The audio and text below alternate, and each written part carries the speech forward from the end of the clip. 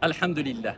Notre Seigneur Tabaraka wa Ta'ala nous dit dans le Coran, Hal jaza'ul ihsan illa l'ihsan. Y a-t-il une autre récompense pour le bien que le bien? Allah nous rappelle que si tu sèmes le bien, tu récolteras le bien. C'est-à-dire semer le bien.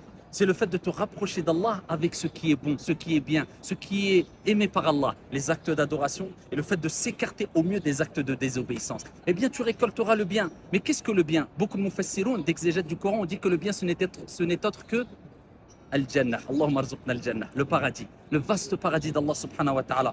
Mais quand on parle de bien, c'est général aussi. C'est le fait d'agir en bien envers les créatures d'Allah subhanahu wa ta'ala. Peu importe leur croyance, peu importe leur couleur, peu importe leur religion. Je dirais même plus que cela. Envers toutes les créatures d'Allah subhanahu wa ta'ala, cela implique même envers les animaux. Si tu agis en bien envers les créatures d'Allah azza wa jal, attends-toi que les créatures d'Allah subhanahu wa ta'ala te rendent l'appareil, agissent en bien envers toi.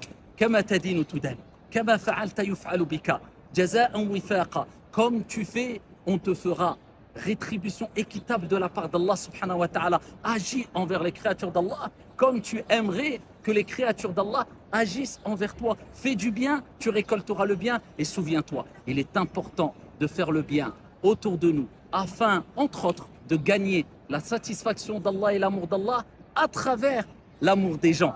Et quand tu as gagné l'amour des gens, eh bien cela c'est un signe que tu as gagné l'amour d'Allah subhanahu wa ta'ala, puisque le prophète alayhi salatu wa salam nous rappelle dans un hadith que quand Allah aime un de ses serviteurs, il informe Jibril alayhi salam de cet amour, et ensuite Jibril informe les habitants des cieux de cet amour, et Allah azza wa jal place l'amour dans le cœur des créatures d'Allah subhanahu wa ta'ala en faveur ou vis-à-vis de cette personne-là. Donc quand les gens t'aiment de par ton bon comportement et ta bonne moralité, sache que c'est sûrement un signe qu'Allah subhanahu wa ta'ala t'aime. Et on ne peut être aimé des gens que par le bon comportement, entre autres aussi.